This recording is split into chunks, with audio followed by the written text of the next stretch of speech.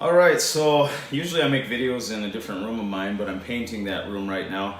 But I left a comment for someone, and I felt horrible because this person has been the victim of gang stalking. And I want to give you a very descriptive definition and what the origin of it is and such, because it's hard to get information on that, and there's a reason that it is hard to get information on that. It's because it is run by sheriff's departments and actually funded by government agencies also to do this 24/7 surveillance. It started out to be against, let's say, people they suspect of terrorism, or if somebody's missing and they think a husband has killed the wife or something, they can surveil them and do different things. But this is different because they're specifically psychologically targeting people to break them down, and it actually brings a lot of people harm, and some people commit suicide from that. So I'm going to go through, but this man that had a video on it, he was really concerned, and I felt horrible for him, and his mind's going all directions and things. So what I did is I left a comment for him, but I felt horrible for him, so I'd be able to give him the proper information to help him get through this. Because for some people it's really hard. I was lucky I was tipped off by some people that actually do it, well, by one person. So I'm going to read what I had left for him in the comment section. Gang stalking is coordinated by the sheriff's department. A confidential informant told me he was an informant, and I never knew that, and this was a friend of mine. He felt bad because he told me that I was placed on the list. He told me because they put me on the list to be a targeted individual, 24/7 surveillance, after I turned in a dirty cop. The confidential informant, my friend, told me their ultimate goal is to trigger you to get you to commit suicide after they stalk you and isolate you. They will break in your house and even do things to double your bills, etc., to also target, so they can also target your finances. They are doing things to systematically make you waste money fixing, replacing, and spending on things you shouldn't have to because they sabotage things.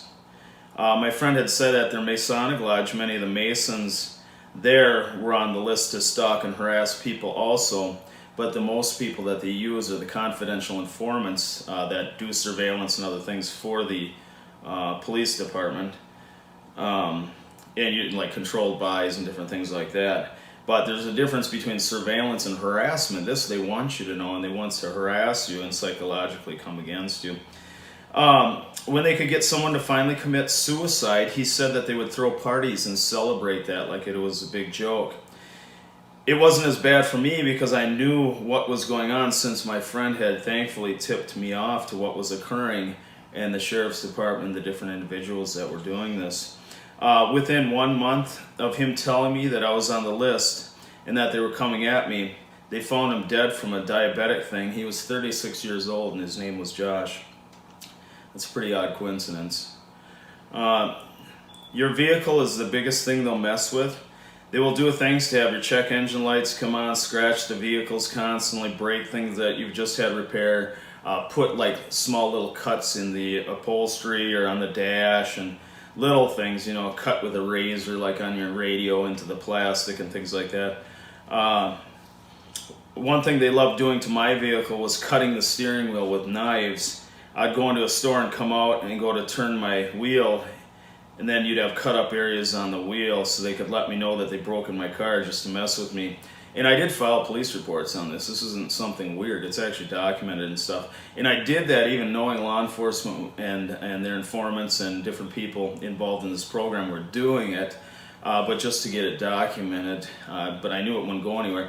And it was funny too, even when I'd call in to document this. And they also killed my children's pet rabbits out of lock cages and many other things, broke into my house, did lots of things. But I would call to file a report just to get it documented. And, it would take like 6 hours for anyone to show up. And it's not that they were busy, it's because I was hated. I'm on the list. So it'd take just a super long time, then they'd show up with somebody that's like equivalent to like a parking ticket cop, and, it wouldn't go anywhere. I think that at one point, I can't remember if the animal was killed or what, but, I wanted to show that there was a little bit of an escalation there. Yeah, I think that's when the they killed the animals and stuff. I filed police reports, but I knew law enforcement was the ones doing it, so it wouldn't go anywhere, blah, blah, blah. Even when I filed the reports, they weren't even busy. I just talked about that. They've slashed at least, I would say at least 6 or 7 tires, motorcycle tires, do different things. If I parked my car like in the parking ramp and go downtown and stuff and leave it there, if I had some drinks or something, I would come back, and not only would my battery be dead, they would actually kill the battery, drain the battery, but then they would unhook the battery cables from the battery to make it obvious that it wasn't just an accident, you didn't just leave your lights on. No, we actually drained your battery and unhooked the cables from the battery. It was pretty pathetic. Let's see. They'd break in my house and let some of the pets out of the cages. So I'd come home, and here's these, closed up cages, and I've got animals running around the floor. They thought that was pretty funny. I did put some surveillance cameras out that just break the cameras. Or I'd come in the house, and I had my daughter, I was out of state for a time, and some things had happened, and I had to go back and look at the cameras, and of course they deleted entire months of footage, and that's when the camera magically went out too. One of the cameras, there was 8. A girl in the bar tipped me off on more than one occasion, and more than one different girl, that they'd approach them in the bathroom, and those people would tell them that they should stay away from me because I'm violent, and one person even told them that I was a child molester and I was a felon. I'm not a felon, I'm not anything, but they would tell them these lies to slander your name, to get people to hate you, so that way they're easier manipulated too if they want to use them against you. They think they're actually doing a good thing for their community. I would have conversations with people and everything was fine, and then as soon as I was gone for a little bit, go to the bathroom or whatever, or go do something, it wasn't uncommon that when I'd return or see them again or things like that, the atmosphere completely changed, and that person wanted nothing to do with me any longer because of those, the people that would talk to them about me. One of the biggest tools, they'll use family members against you too, but what they'll do is if you talk about gang stalking or surveillance and things, they'll say hey, we're worried, we want to investigate this, but we know he's just, delusional or demented, and they'll make up lies, and they'll try and actually get your family member to be part of this too, to come against you. And the family members a lot of times love you and care about you, think you might be a little bit off because you're talking about these things, and they don't believe that there could be any bad cops or weird people doing this, and that's exactly what's occurring. And I'll get into in a second about this program, because it's actually intended for one thing. So even if you got a hold of some high-level people and said, hey, I want you to check this, they're doing this and that to me, then the cops will just lie and say, yeah, we are doing that and we're using this program, but it's because we have reports that he's been speaking to someone that has ties with high-level gang members, or a big drug dealer. That's how they cover their tracks.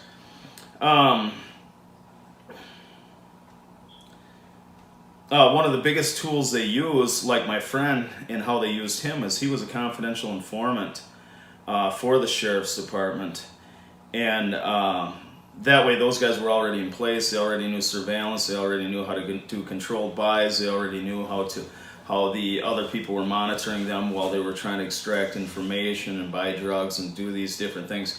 So it's very easy for them because they already have the surveillance to surveil people for drug dealing, things like this. The only difference is that is very secretive and quiet, and you won't know they're surveilling you, whereas this is complete harassment and demonic, and they want you to know that they're harassing you to psychologically get you to break down and harm yourself and commit suicide.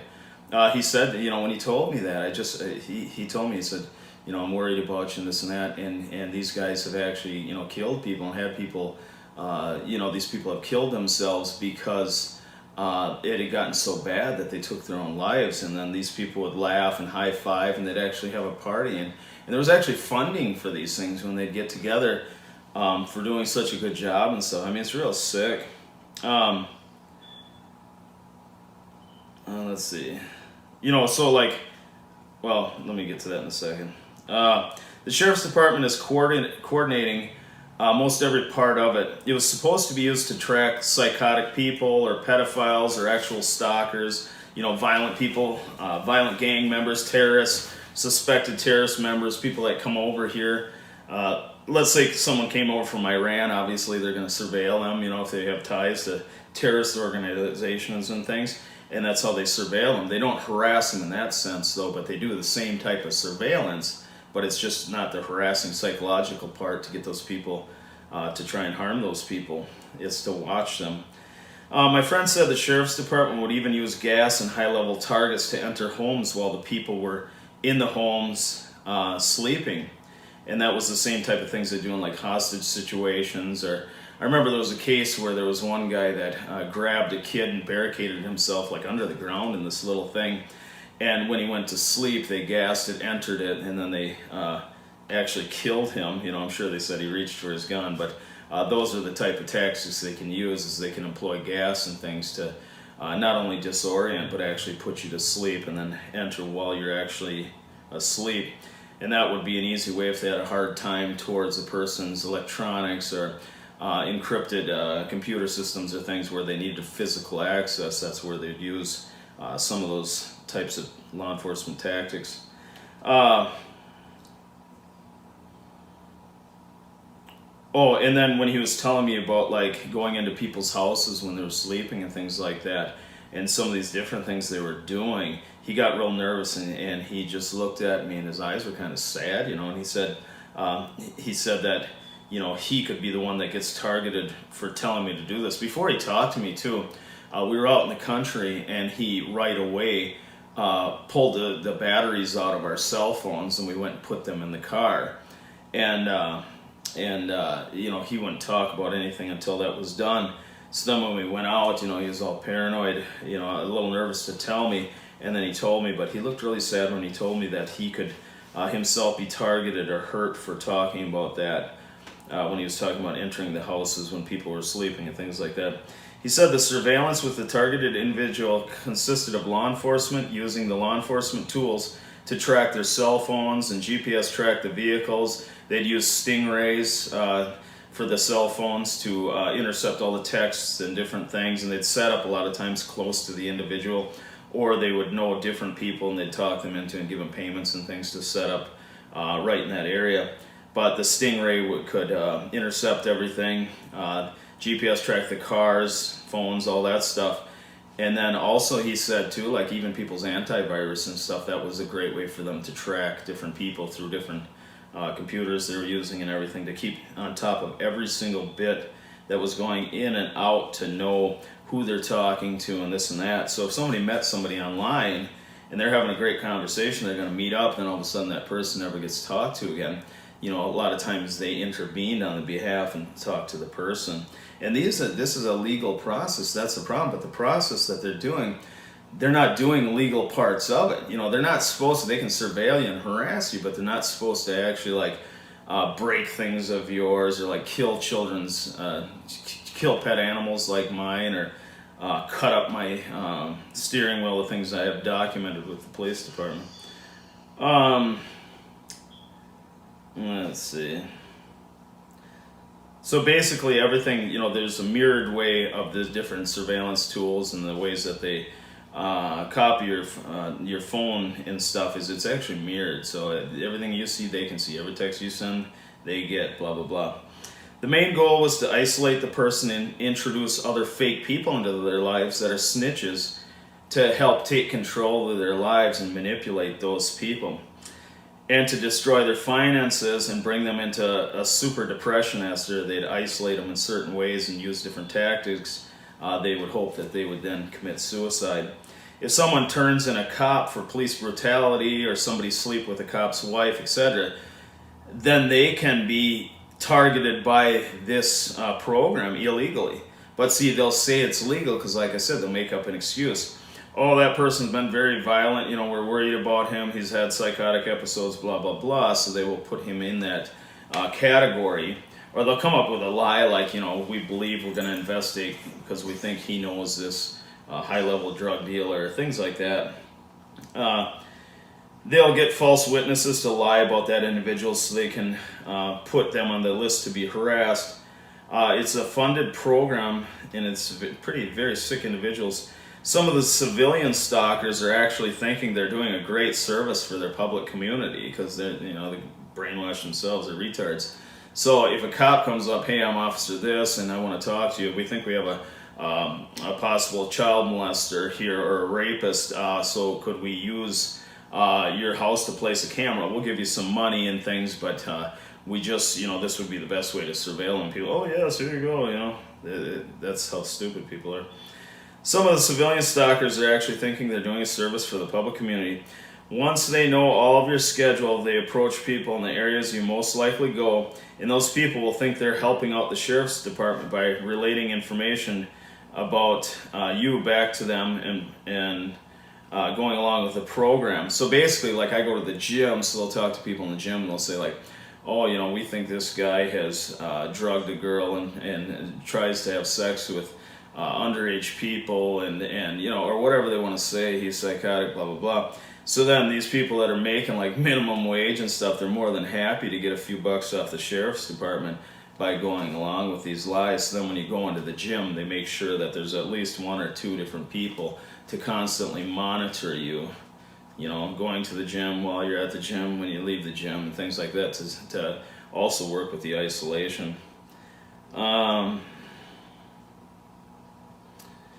The funds, he told me that the funds, they provide cash and even gift cards, or they cut a check. In his case, he was a drug addict, and a lot of times they'd give him, actually, like his buddies would give him drugs, because they have full access to the whole sheriff's department things. It's pretty sick. That would be because they're best friends, and this isn't legal and it's not on the books, but these things would be on the side, and he also was able to sell drugs and never worry about getting caught.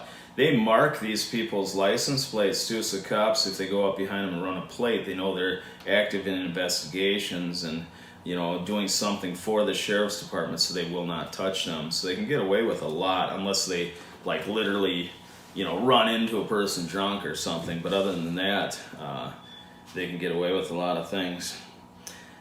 So they can cut a check to any of the civilian stalker snitches in the exact same way that they pay their informants to do controlled buys from drug dealers and to start the surveillance and process to arrest them. So, when they're doing controlled buys and they're setting up drug dealers and things, they're doing surveillance on that person and who he's talking to, where the drugs are coming from, who he associates with, what cars he drives, all the same things, but instead of harassment, they're doing this low-key and quietly to start a criminal case against them for felony charges and such, and the informant is involved in that whole process. So the same thing of the stalking is the exact same thing, except they're doing it to harass you and stuff on purpose.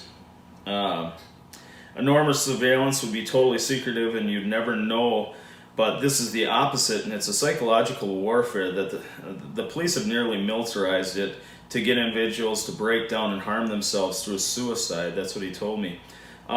They like to honk their horns or set up car alarms anywhere you go to make you think, to make you know they're there, and flash their headlights at you a lot and things like that, just to let you know, to try and pick at you and things. I've actually had more than one city cop, sheriff, and state trooper stick their arm out the window, look me right in the eye while they're driving by and go like this, just with a hatred on their face, flip me off. And this happened many times. Let's see. They use other first responders and all the tools of law enforcement to go against you. And, the targeted, specific, triangulated ways that they do this is with, anybody. It could be an old lady, this person, that person with 5 kids, blah, blah, blah, blah. It's all part of a network. This is for harassment, but the surveillance tools are the same as if they had used it to watch any target at a high level. So the surveillance part of it, if they wanted to be real sneaky and, like I said, they're looking to watch a suspected terrorists, they would employ these same type of things, but it'd be in a different way than harassment. But the surveillance and following you and using the tools and being able to monitor your phone, and Stingray and all these different things would be similar. They truly think it's funny, and like I said, that my friend told me, warned me, because he liked me a lot. You know, we were good friends. I never knew he was an informant. And, you know, this was till, you know, about a month, maybe a month and a half before he died. And he liked me, and he knew it wasn't fair. And he was doing this surveillance and stuff himself, because he started off doing it to go against like pedophiles and then this and that. So a lot of times people get started, and when they're close with the sheriff's department, they'll tell them like, hey, this is pedophiles, this is a violent person, or we're going against this bad gang member that we don't want in our community, and blah, blah, blah. And that's when he started, you know. So he started with the right intentions, but then his heart gave in, and, you know, he started realizing how bad it really was. But then he was stuck, he was already involved, and he didn't want to become a target himself. So it started out for the pedophiles and all those people, like I say, and then it started with him. It led into, you know, going to anyone would be added to the list that the group had a problem with and didn't like, or someone made complaints against an aggressive cop or whatever, police brutality. The program is legal as the intentions is, as I said earlier, pedophiles, terrorists, surveillance, blah, blah, blah. But they abuse it for all their own demonic purposes or hatred for people the surveillance network wants to harass. Okay, so like if someone files a complaint against a cop, someone sleeps with the cop's wife, blah, blah, blah, they could put them on the list.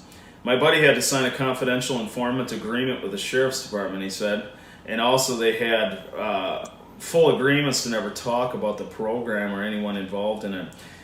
He was dead roughly 1 month, maybe 2 at the most, but I think it was a month and a half most, after he told me this. And from then until now, I've had to file police reports after they killed my children's animals, slice up my car's steering wheel with knives, vandalize vehicles, vandalize my house, break into my house, I mean, all kinds of things.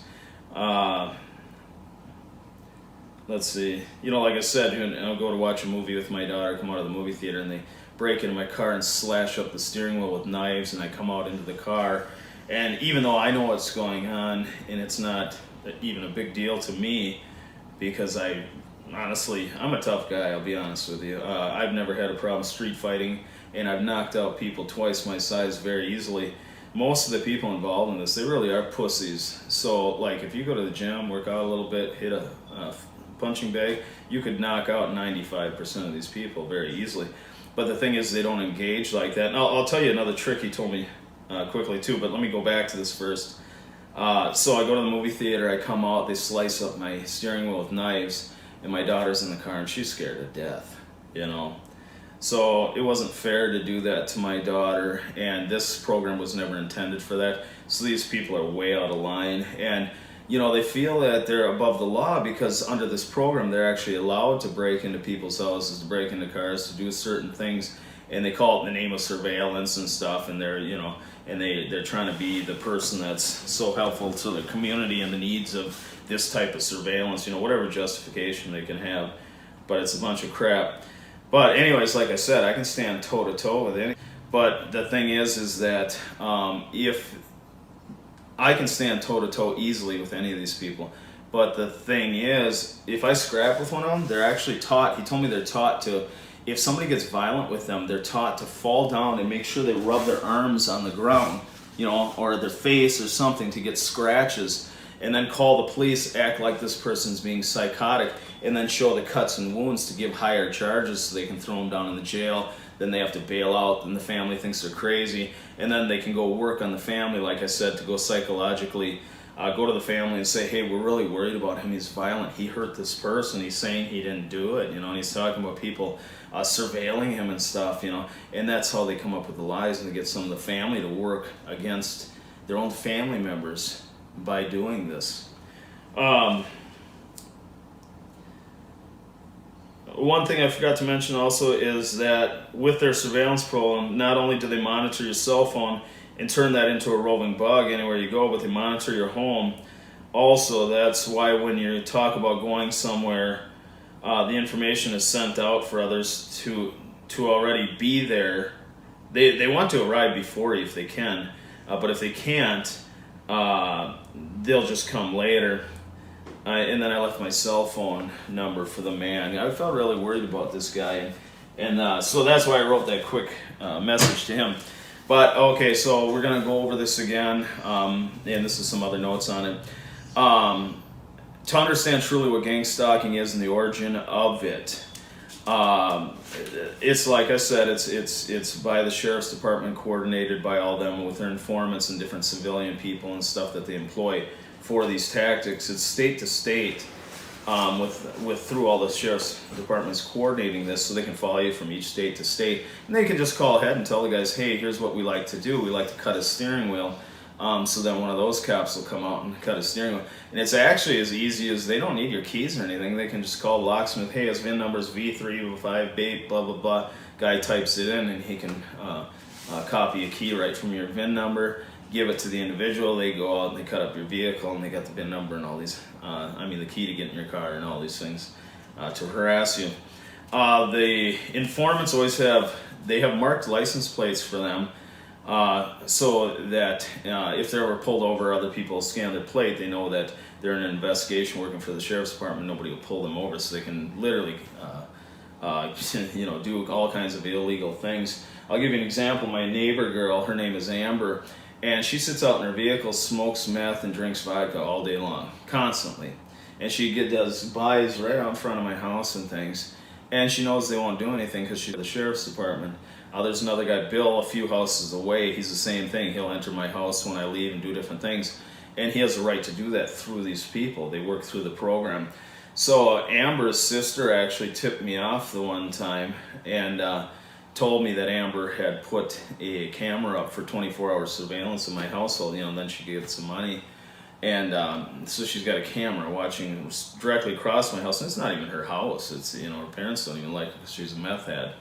So she has that. So she's driving around the public all the time. Now, the sheriff's department, obviously, she's not supposed to be able to sell narcotics and, all these things. But she does. And, obviously they don't care. Nobody's going to care. If you're kind of a prostitute for the sheriff's department, they'll let you commit crimes and get away with things. One thing to remember about sheriff's departments, law enforcement, and different things, there's a lot of good cops and there's a lot of bad cops. They're actually taught when they're beating somebody down to say quit resisting, and through the videos you can see some of the times that is justified and many times that isn't. Now with cameras you can record a lot of these things. But the other thing too is I go to the gym a lot. I'm 45 years old, a grandpa, and I can still put up almost 400 pounds. That's why I said I'm not scared to scrap with anybody. But at the gym, a lot of the people, you can always get steroids through the cops. Okay, I know this personally. And so if you wanted steroids, you can get them through the cops, and they're using the steroids. Well, this is a felony thing. All of the United States, steroids are a felony. So they're okay to commit a felony using the steroids. You see how the doors open up in different areas, and when you're justified under these surveillance programs and you think you're doing a great job for your community, even though you're using felony steroids, but the bad guys are these guys, so you're gonna do some techniques that are not only gray area, they're downright illegal, And that happens all the time. So the people like Amber and these different people, or if I go into the gym, there's just tons of people. There's a guy, Bill, a few houses away, same thing, does things, and he'll damage house and vehicle and things when I leave, and he's right in the area, so they use people closest if they're home. This Dave guy likes to badmouth me through different people within religious activities or church or things like that. Melissa, Lindsay, the line goes on and on and on. They get a few bucks and they turn informants, and then they coordinate with these other people, and it's just really a sick mixture of individuals that many of them are selling drugs and committing crimes themselves, but they kind of have the okay, not written or anything, but they're not going to get arrested because one, their license plates are marked, so they won't pull them over, but two, they're not supposed to be doing these things, but obviously when they're doing all the work for them, they're allowed to do these things. So I don't want to get stuck on that yet. So Amber across the street her sister told me, put a video camera to watch my house 24/7. So she is valuable to them because she can be around me all the time because I actually live here. They lie to civilians and offer money to other people's homes, and this works with different ways. Like if they suspect drug dealing stuff too, they can go talk to a homeowner and say, hey, can we set up a camera, blah blah blah, or can we, you know, use your house for a time because we're doing this operation and such, and that's real common. And they'll put surveillance equipment in your house, listening devices, and the whole works too. They have every capability to be able to do these things. If you have an iPhone, the one thing to remember is the easiest way is, you know, they can actually, there's like different viruses and things and spy stuff that can go into your phone through that cellular network, but if they have physical access, it's best. But if you reset on iTunes, especially from like a library computer or anything else, that does clean your computer, or clean your phone, just as good as brand new, and it starts back up. But all of your phones are identified, so Apple knows when you go online, you use Safari and you use different things, you use Google and stuff. When that phone goes into a certain website or whatever, that it's not only just IP address, but they can tell that this iCloud account belongs to this person. You know, it's number 5369, blah blah, you know, blah blah blah. So there's always a digital signature to all these things. But the best way, like I said, reset, do a full factory reset of your phone on iTunes, and that'll, you know, make it totally clean for a short time until they can corrupt it again. Let's see, you know, Bill, the neighbor guy, has gone into my house, broke things in my garage and stole things and stuff, and he's another drug addict, smokes weed, and I actually turned him in because he was taking advantage of an elderly man, totally ripping him off, stealing his money, stealing tools, and forcing him to, he was forcing him, the guy, to give him payments to fix his own house, and then he was trying to get the guy to give him that house. So I mean, we're talking thousands and thousands of dollars. So I went to the county and turned him in, and right away he was the guy that was told that I had done that, so they put him on the list, you know, as an informant and as one of these surveillance people to come against me. So he has a hatred for me, so he loves doing this. And you know, he's done other things too, like throwing lemons and things and eggs and rotten fish and sardines in my car and stuff like that. They work with different lock and key shops, also keysmiths, for entry into all your homes, or combination type items, you know, safes, whatever they can get into easily. And safes, just so you know, when you buy a safe, if it's a combination or something, they always put codes on the safe, so all the sheriff's department does is call the safe manufacturer, gives them that code, and then right away they give them the combination to open your safe, so your safe isn't even safe any longer. The same with the, like I said, if they want to get into your car to harass you, they can have a key cut right from your VIN number, and then your house, so people can come out and pick the locks in your house or whatever. They have full access to this. This is the sheriff's department. They, you know, claim it for the legal use things, and that's what it's intended for. But it's misused by these people that think they're above the law, and they're really sadistic and causing problems to many people. You know, but you figure too, you know, let's say you have, if you look up Freemasonry police and Freemasonry police badges and things on Google, you'll see pictures of Freemason police, and they'll be like Master Mason from Chicago, and they'll have the Masonic board and stuff. It's all Luciferian doctrine. They study the teachings of Albert Pike, and everybody I've always known, they wanted me to be a Mason. All of those guys read the Satanic Bible, different Aleister Crowley books, and tons of stuff on Albert Pike and magic, witchcraft, and all these different things.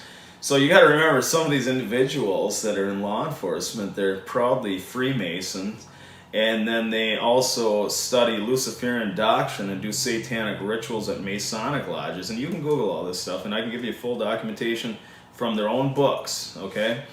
And then on top of that, they jack themselves up with steroids.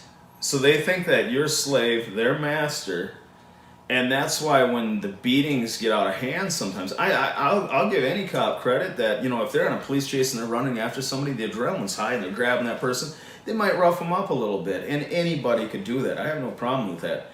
But when you see videos of them torturing and beating people and allowing their police dogs to rip into people and sick them on purpose and stuff, that's a whole different category.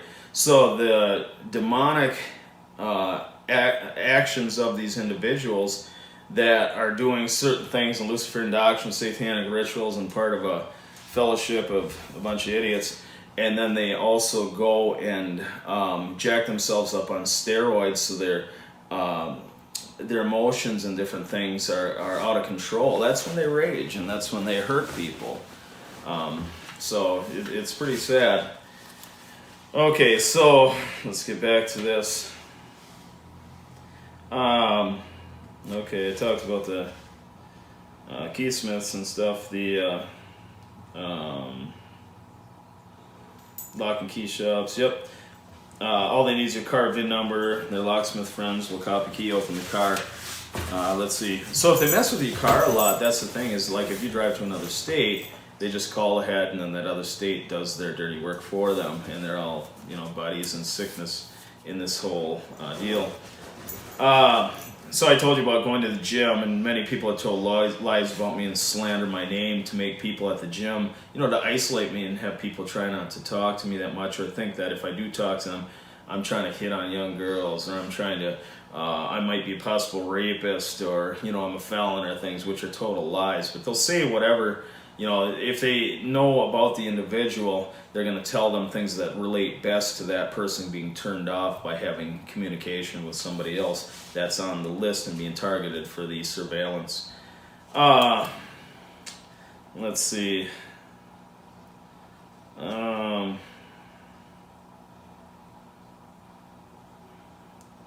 and then I was just going to tell you, like, you know, the funny thing is like, you got to remember these people, you know, that are going to Masonic lodges, studying Albert Pike, satanic rituals, Luciferian doctrine, and you can Google all this and see it in their own books. The cops using steroids, their violent police brutality. There's cops on YouTube telling that that they were actually trained to say quit resisting while they are abusing somebody and brutalizing someone and assaulting someone illegally.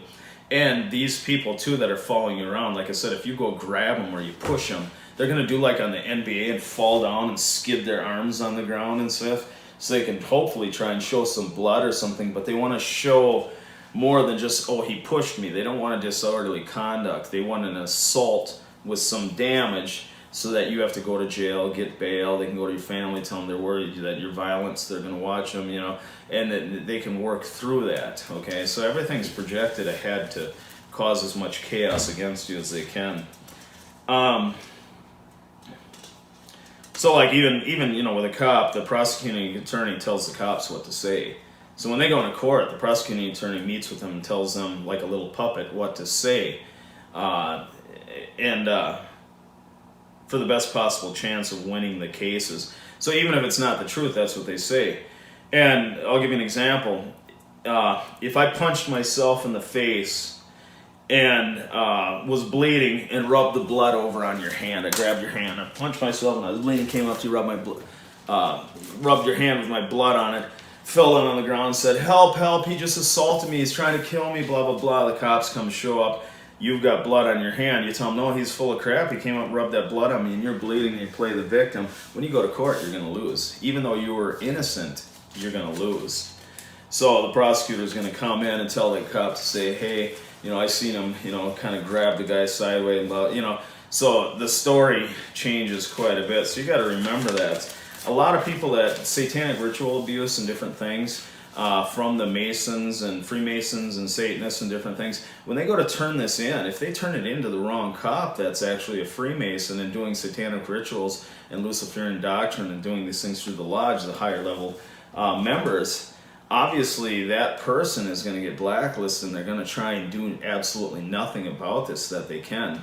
I felt bad. There was a girl online that was a satanic ritual abuse, and she was trying to get her story out there, and they had started gang stalking her, and that's how they work, you know. So if you want to come against them and things, you know, these are things you have to deal with. And like I said, even if the highest man of the land, let's say Trump decided to take a look at this, right, which somebody very high should, the cops are going to cover their tracks and come up with informants that are going to lie and slander you and put you in a position where the cops are like, hey, we have a confidential informant that's a very reliable witness we've used many times, and he said that this person's a violent gang member. He said that this person's a violent rapist. He said this person might have ties to a terrorist network. That's why we're investigating and surveilling them. That's how they cover the tracks.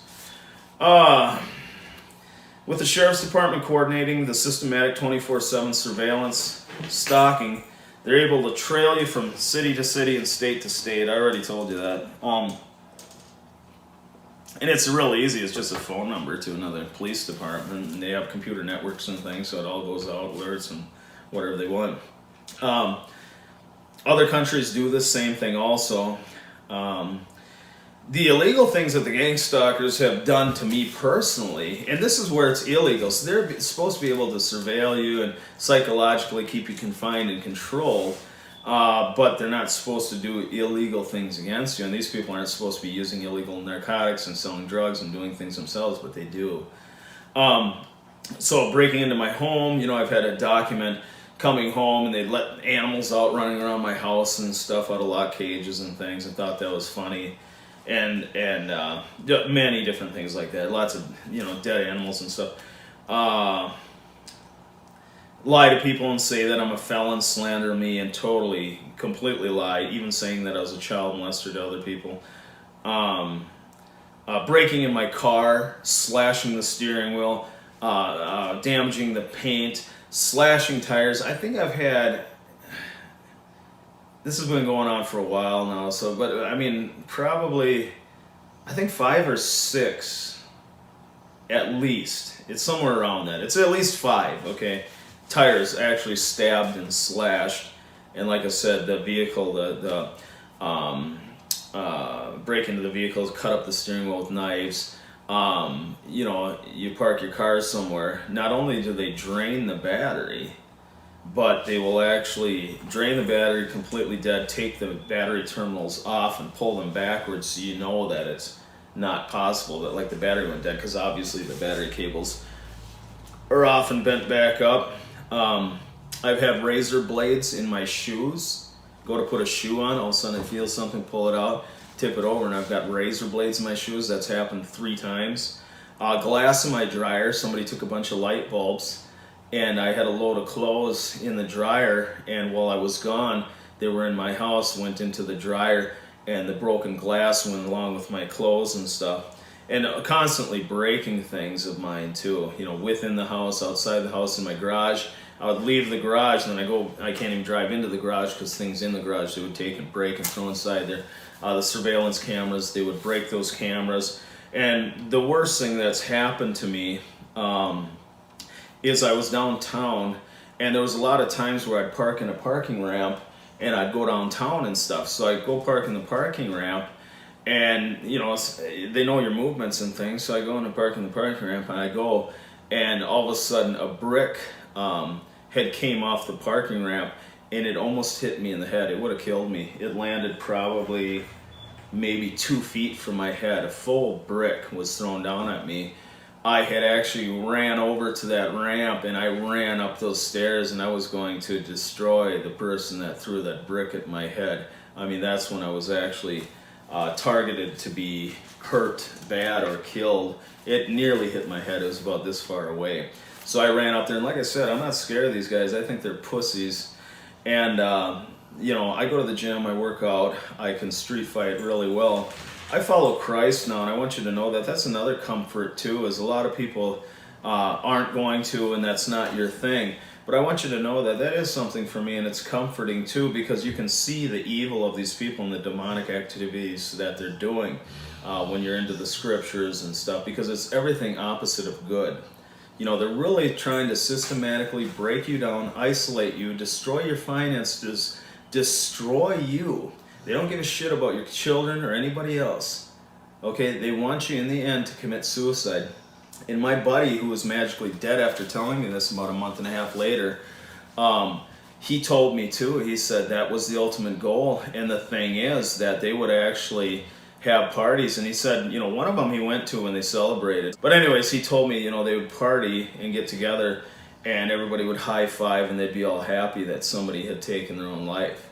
And then they just, stay on that list, and the same thing's coordinated. So the demonic activity within the hearts of the people that are within this program, like I said, some of them start out really thinking this is good, but then they feel above the law, and the evil sets in, and they're doing very evil, hateful, wicked things against people to try and destroy them, whether it be their minds or their social life or different ways of them. So That's the sad thing about it. And even those people too, they know that they never want to be on the list. So that's why you have a hard time having anybody come forward.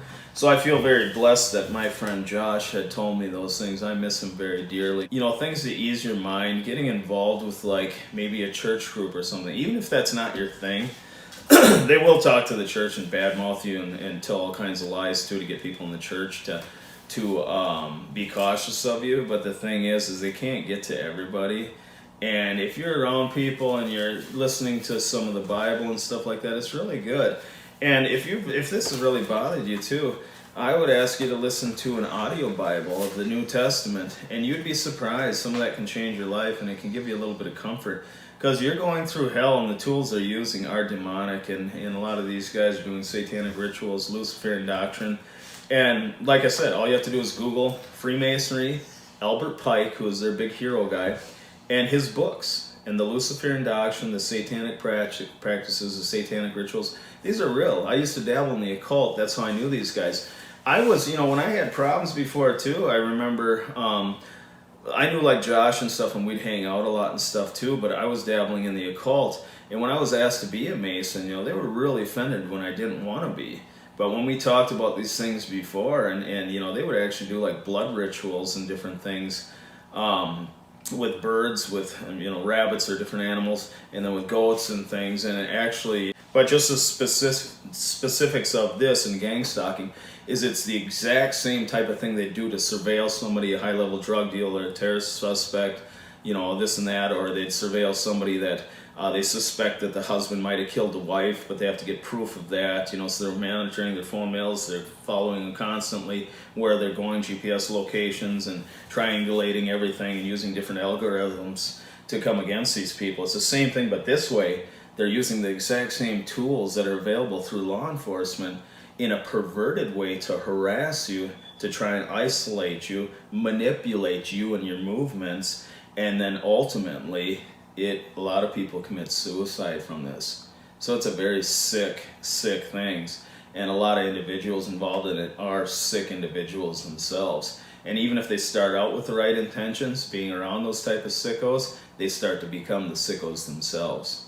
So anyways, I hope this was helpful. If you have any questions, this video, my heart was moved because, like I said, I watched a video of this guy that it really bothered him. So I left him a long message and even my phone number to contact me because he's going through this. So I hope he finds some comfort, and it'll fill in areas that he's been suspecting already.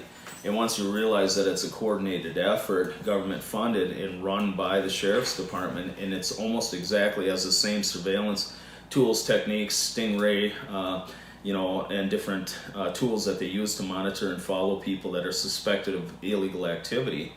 They're using this on civilians, And these cops, just like a cop has an unwritten rule not to tell on another cop, it's the exact same thing. These guys actually sign agreements, and there's confidential informant agreements and things, and they'll actually have, know that, hey, you can never talk about this to the other people involved, or you could get on that list. So anyways, I hope that is helpful to many of you, and I didn't realize this was going to get this long. It seems like every time I do a video, it gets longer than I intended.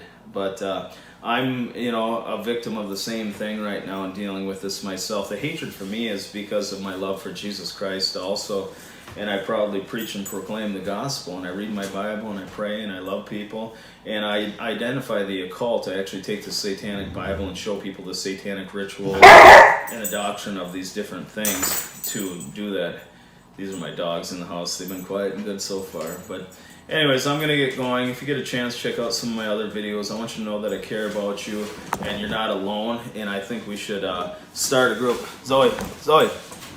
My dog is pushing the camera. I think we should start a group. Come here, Zoe. Come here. I think we should start a group to go against this and really so other people don't feel isolated and alone, because it's not fair. And like I said, whatever perverted ways they think they can justify doing this, there are certain ways to do things and the intentions of why that program even originated, and now it's perverted. And when they're going illegal routes and doing things that are illegal against you, this is law enforcement actually doing that, so that's not right, and that has to stop. But anyways, you guys take care, and I don't know what angle the camera's at now, but hopefully it didn't get off too much. So, thank you.